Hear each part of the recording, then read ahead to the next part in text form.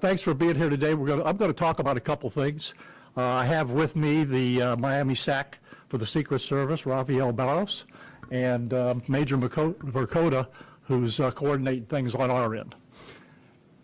You know, there's a lot of apprehension out here, I think, right now about presidential visits and dignitaries, given what happened up in PA. And I want everybody to feel comfortable to come to events here. I mean, look, we're well trained at this. We protected the president for 4 years here. We've never had a glitch. We work seamlessly with the Secret Service, and folks, they're excellent. Don't think for a minute they're not, because we're in constant contact with them, and we have that joint communications that was missing in the other place. I mean, we know what each other's doing every second, but I just want people to feel comfortable.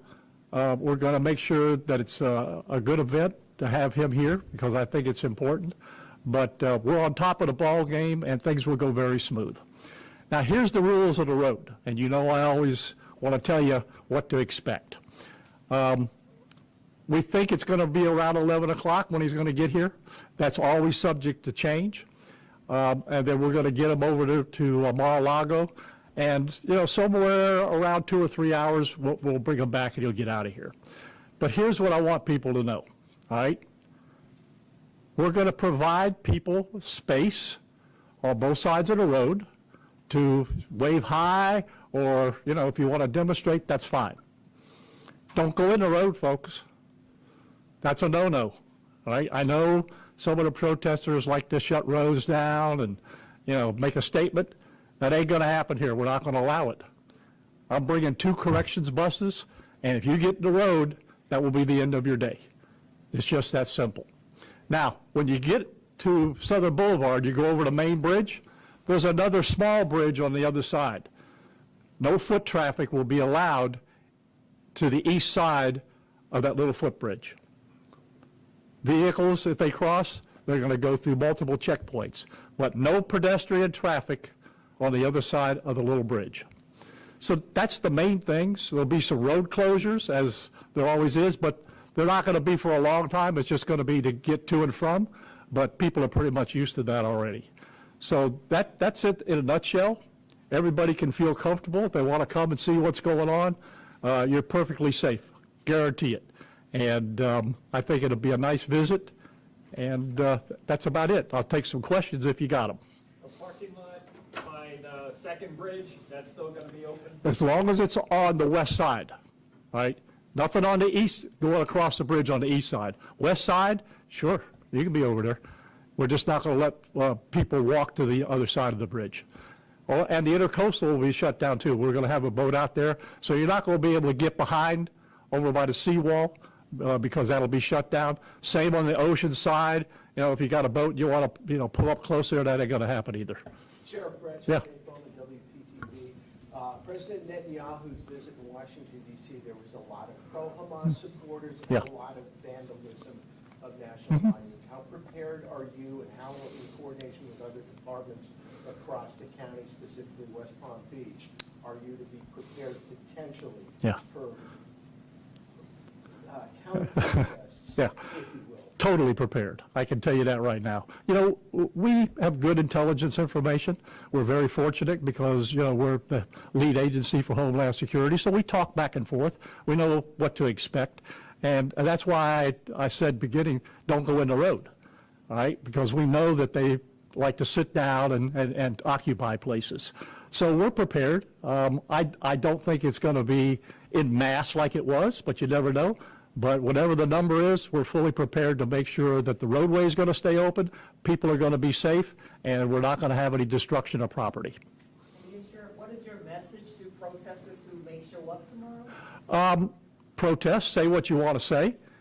Be safe on both sides of the road. A lot of that's for their safety, because this motorcade is going to be moving, right? So you don't want to get in the road and get hit, right? So we're going to provide places for people to stand. They can give their message out however they want to on each side of the road with no problem at all. What happened near just north of Pittsburgh? The report came out from the Secret Service that Iran, there was some intelligence that Iran was involved in an attempt, potentially, having an attack against former President Trump.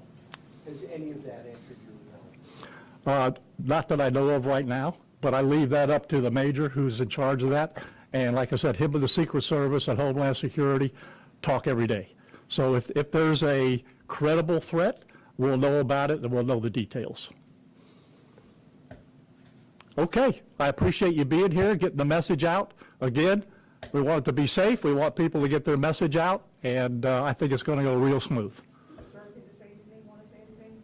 Hi, bye. That's the Secret Service. I have one other question. Yeah. Is acting Secret Service Director. Yes.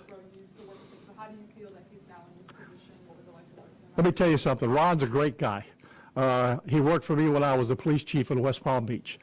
And I remember the day exactly that he came into my office as a chief, because he did a lot for us. He was in charge of our street teams. And he says, you know, I got a big decision to make. He says, the Secret Service asked me to join the service, and it means leaving here. What should I do? I said, well, as much as I would like you to stay here, I think it's a heck of an opportunity because you have a lot to offer. And obviously, he does have a lot to offer, because he worked from being a basic agent all the way to what he's doing now. He's a solid guy, great family man, good ethics. He's got a great moral compass, and he'll serve him well, without a doubt. Don't know if he's going to be the permanent one, but he's going to be acting for a while. Yeah. On that subject, obviously, the Secret Service's reputation took a hit because of what's happened in recent days. How equipped do you think he is to restore the Secret Service's reputation? He's perfectly equipped, right? He was like the policeman's policeman.